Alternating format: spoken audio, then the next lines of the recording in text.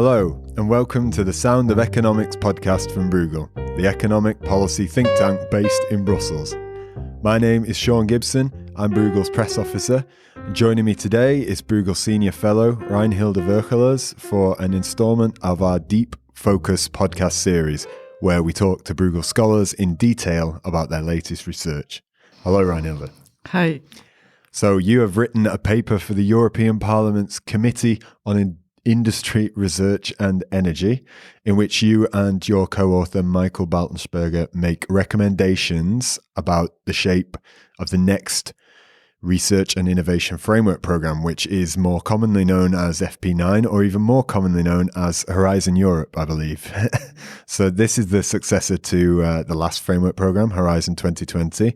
But before we get into the specifics of the last programme and the upcoming programme, perhaps you could set the scene for us a little bit, give us a sense of the landscape, the research landscape, particularly how the EU is doing in terms of being a centre of excellent research in comparison with the likes of the US and with China. Yeah, I think first of all, it's very important to have that scene-setting exercise because, of course, we want to care about the framework program and whatever we're doing, and if we understand better what the objectives are that we want to reach with that instrument. And that's why it's really also important that this objective of making Europe into a center of research excellence on a global scale is an important objective because that will be very important also for driving Europe's growth perspectives in future here. So analyzing whether and what position Europe has as a center of global research excellence is important for evaluating whether our instrument or framework program is working well here, and it's also a very relevant objective to care about. So how are we doing, or how did we do in terms of research excellence and being such a center of research excellence? So on the one hand, you could say the glass is half full. The other hand could also be half empty, in the sense that we are making progress in terms of being much stronger in terms of science. Of course, in the global context, the US was usually the frontier. That's really the center of excellence that has traditionally been very strong and continues to be so. But Europe has been catching up relative to the US in terms of science, in terms of translating that science into innovation. That's already a bit more problematic. In some sectors, we really are able to improve and to maintain our positions, like, for instance, our traditional sectors like cars, also pharma. But some of the new sectors, like in digital, so there we actually completely missed and we're not able to catch up relative to the frontier that the US is. Now, on the global scene, in terms of research and innovation, there is not just only the US. There is also China, and China is, of course, increasingly becoming a way more important player. And so we definitely also need to compare the extent to which we are still ahead, or whether China is catching up on us, or even forging ahead on that. In that respect, what we see is the fast speed with which China is catching up, both in terms of science, but also in terms of corporate innovation, particularly in very targeted areas like engineering, material sciences, chemical engineering, and translating that into being a very strong innovation actor in some sectors, particularly digital. And that's, of course, again, something very important also to watch in the future. Here it's not just only the US as our comparison, but also China. So on the one hand, there is a lot of good news in the sense that we are, certainly in terms of science and in the sectors where traditionally we were strong, we were able to move ahead. But we're missing out on some new areas here, and we're also still not really at the top and the frontier pushing here compared to what's going on in the US and China here. So half empty, half full. So you've already touched on this a little bit briefly, but did the previous EU research policy, specifically the public spending facilitated by the last framework programme, has that helped improve the EU's position in global terms. Yeah. So, of course, we didn't really do a causal analysis here, but it's really linking the two.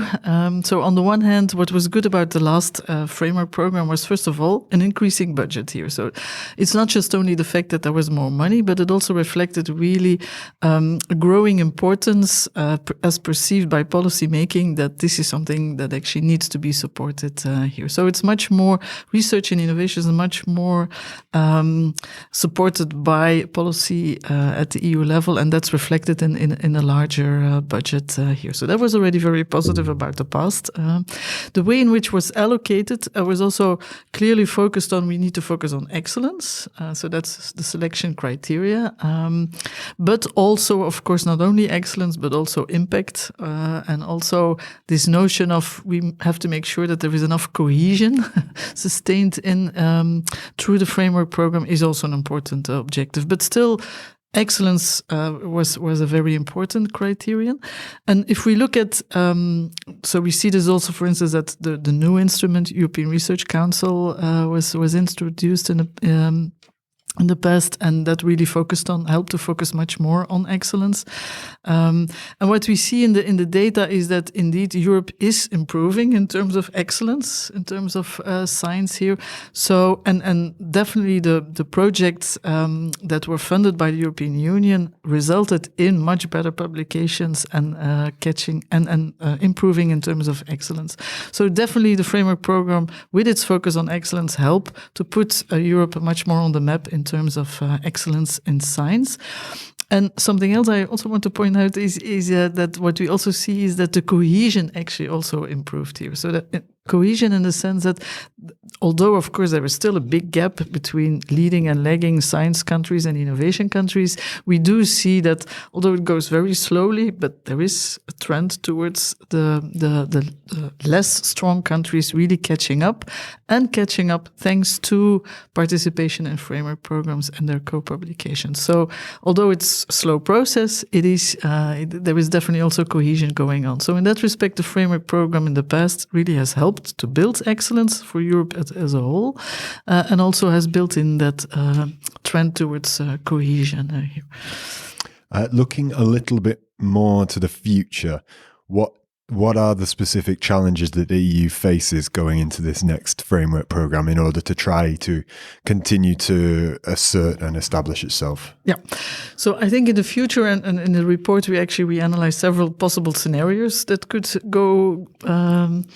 And of course, it's always very hard to predict which of these scenarios would play out.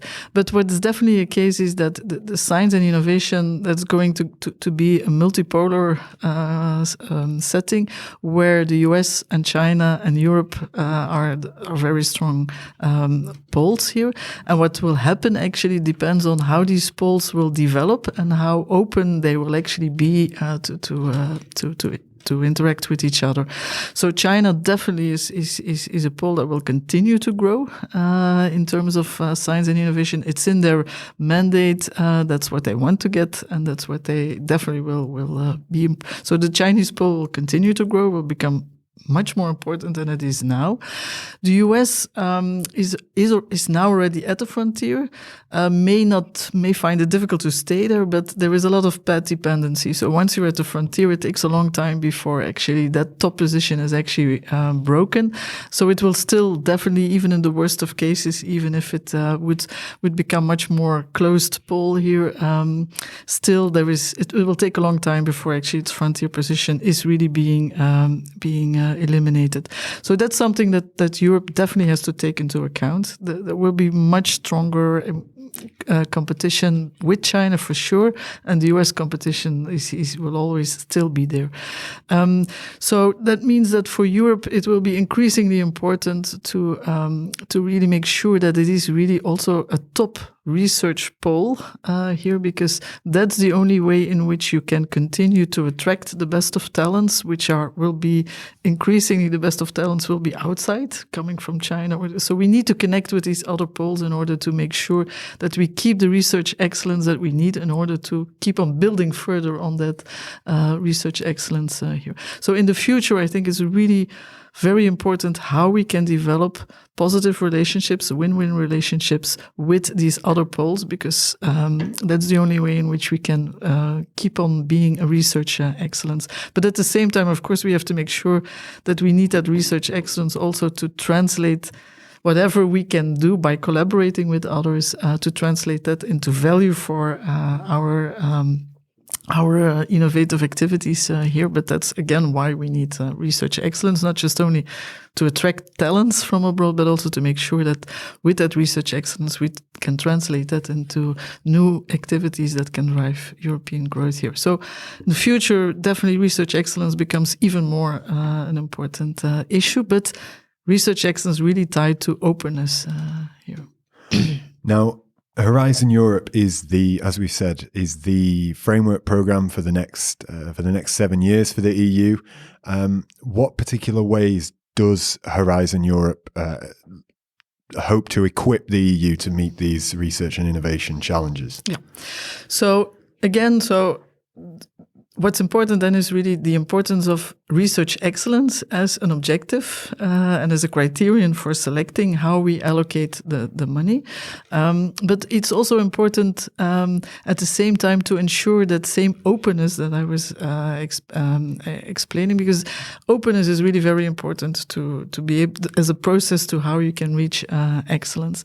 So those are really the mechanisms that we have to look at for the Horizon Europe. So the extent to which it will be really supporting excellence, and the extent to which it will build for that openness that we need in order to get that research excellence capacity. So first of all, the good news is more money, at least for the moment. And again, that's very important because that really reflects not only because of there is more money in the pot, but also because it reflects, again, the importance that policymaking attaches to this here. So that's a very important signal. Secondly, excellence is still an important criterion here. So in that respect, it's not that differently designed as before. There is, though, a bit more emphasis on pushing more for mission-oriented research here. But even in that mission-oriented, although it becomes more targeted, research excellence will still be very important research criterion here. It may not in every type of program within the framework program be the sole criterion, like for the excellent science pillar, but it will always be there as at least one important condition. So that's very important to keep it there. There was also a whole discussion on cohesion, and that there should be more emphasis on that. That's a very delicate balance because, of course, cohesion has to come also aligned with the excellence. And I think the way in which it was solved in the Horizon Europe is actually to have a dedicated program for cohesion with more money than used to be, but dedicated. And I think that's important because it cannot interfere with the other parts, which are solely focused on excellence, but making sure that there is enough support for these catching up countries to really develop and improve their research environment so that they can also vie for excellence here is an important, but it has to be with dedicated instruments and not with the main instruments. So that's a good way of balancing, I think. But what I'm a bit worried about is this openness here, because what really is important is that through the framework program, we build research excellence by allowing openness, by researchers being able to attract researchers from wherever they are, as long as they are excellent researchers. We do that intra-EU here, so that works, this mobility through the framework program. But of course, since there is a lot of research excellence outside the EU, and increasingly, I think we also need to build in much more in these instruments our openness to outside the EU and not divert away the attention towards only intra-EU.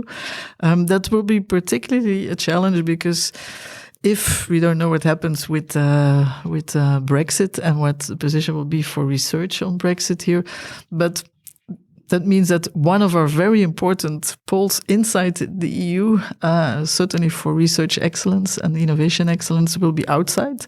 And so we need to think way more carefully whether we have the right openness and not just only emphasizing too much intra-EU mobility and collaboration, but also keeping it sufficiently open, particularly for those partners for research excellence here. Openness is on the table, but it's much more an issue in terms of diplomacy. But I think for science, what matters is really making sure that we are open to where really the research excellence is. That brings us to the end of today's episode. So thank you everyone for listening in to this deep focus, and thank you, Reinhilde, for talking us through your research. You can find more of Bruegel's work, from publications and blog posts to all of our other podcast episodes, at our website, www.bruegel.org. We hope you'll join us again for The Sound of Economics. Until then, bye-bye.